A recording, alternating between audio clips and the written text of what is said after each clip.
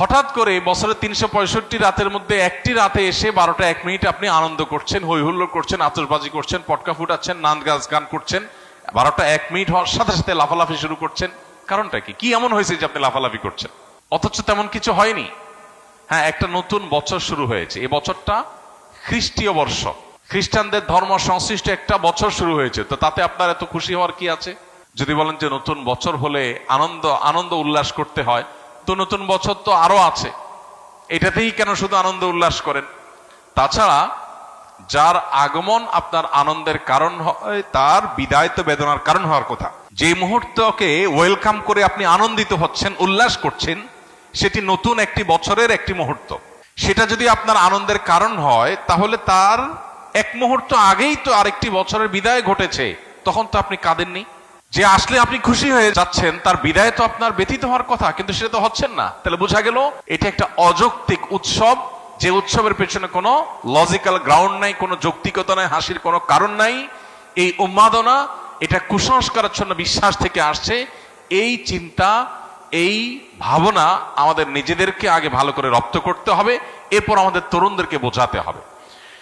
এরপরে যে বিষয়টি আমাদের লক্ষ্য করা দরকার, সেটি হলো আমরা প্রতি বছর দেখি এই আতশবাজির ফলে আমাদের সমাজে মানুষের জীবনের নিরাপত্তা এটা হুমকিতে পড়ে, স্বাস্থ্য ঝুঁকি তৈরি হয়, পরিবেশ বিপর্যস্ত হয়, তরুণদের মধ্যে ভোগবাদের উন্মাদনা তৈরি হয়, নীতি নৈতিকতা আখলাক এটার অবক্ষয় ঘটে।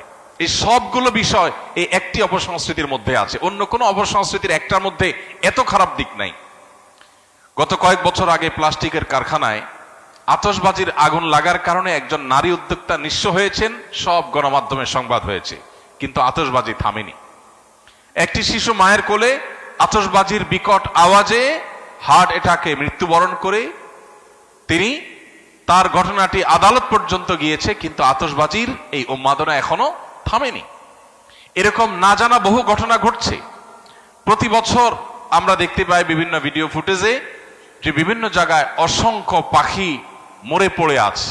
কারণ আতশবাজির যে ধোঁয়া, এই ধোঁয়া এতটা বিষাক্ত যে এ বিষয়ে বিশেষজ্ঞগণ বলেন যে পার্টিকুলেট ম্যাটারের পরিমাণ আকাশে সাধারণত যা থাকে তার চেয়ে কয়েক গুণ বেড়ে যায় আতশবাজির আগুনের ফলে।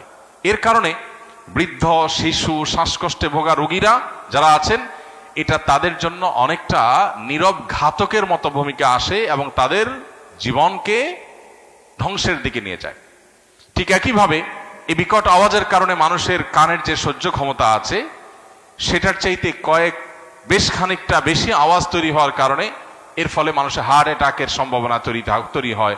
অসুস্থ মানুষদের আরো অসুস্থ হওয়ার, মৃত্যুর মুখে ঢলে পড়ার আশঙ্কা তৈরি হয়। পশু পাখি, বিশেষ করে ছোট ছোট পাখিগুলো যেগুলো আছে, সেগুলো মৃত্যুর কারণ হয় হার্ট অ্যাটাকের কারণে। অতএব এ ধরনের একটা স্বাস্থ্য ঝুঁকি আছে। ঢাকা শহর, চিটাং শহর সহ গোটা বাংলাদেশের সব শহরগুলো প্রায় বৈদ্যুতিক তারের যে জাল, সে জালের নিচে, মাথার উপরে বৈদ্যুতিক তারের বিশাল বেছানো জাল যে শহরে আছে, সেই শহরে আতশবাজির আগুন যদি কোনো জালের উপরে গিয়ে পড়ে, সেখানে শত শত মানুষ পুড়ে ছাই হওয়াটাও অস্বাভাবিক কোনো বিষয় নয়।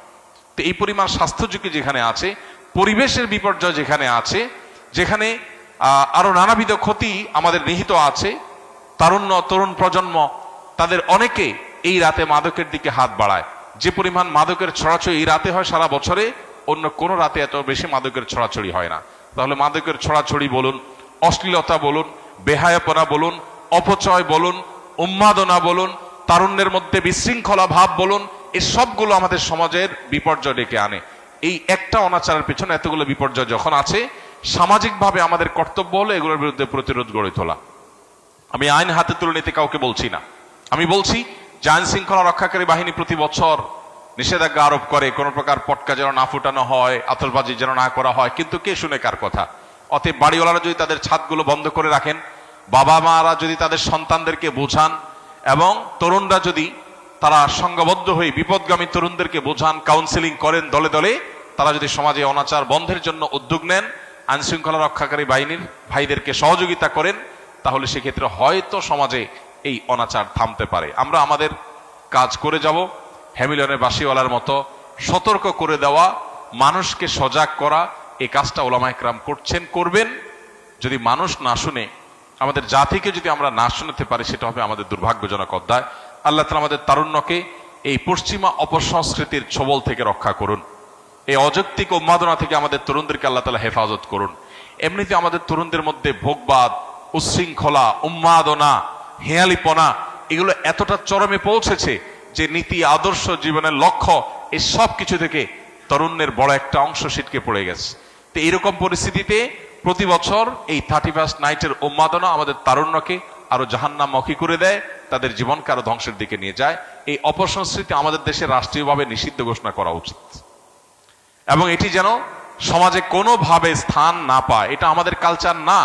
এই কৃষ্টির সাথে এই মাটির, মাটির মানুষের, এই দেশের মানুষের ধর্মের কোনো কিছুর কোনো সম্পর্ক নেই। সেখানে এটাকে আমদানি করে প্রতি বছর যে পরিমাণ টাকা আমাদের তরুণদের একটা অংশ আকাশে ওড়ান, বরং যে পরিমাণ টাকা আতশবাজির নামে আগুনে পোড়ান, তার সিকিভাগ খরচ করলেও বহু শীতার্ত মানুষের, কোন শীতে কাঁপা মানুষের শীত নিবারণ করা সম্ভব হয়ে যেত। দুর্ভাগ্য আমাদের যে আমরা আনন্দ করবার জন্য আকাশে টাকা পোড়াচ্ছি এবং সেটার পেছনে যৌক্তিক কোনো গ্রাউন্ড নেই। কেন পোড়াচ্ছি, কেন হাসি করছি, কেন আমি উৎসব করছি, কেন হই হুল্লোড় করছি, সেটা আমি জানি না। গভীর রাতে যখন বহু মানুষ শুয়ে আছে, বিকট আওয়াজে গোটা শহরকে প্রকম্পিত করা, আর যা হোক, কোনো কমন সেন্স থাকা, ন্যূনতম দায়িত্বশীলতা, দায়িত্ববোধ থাকা কোনো যুবকের কাজ হতে পারে না। আল্লাহ তাআলা আমাদের তারুণ্যকে বোঝার তৌফিক দান করুন। একজন মুসলমান যুবকের আনন্দিত হওয়ার বহু কারণ আছে।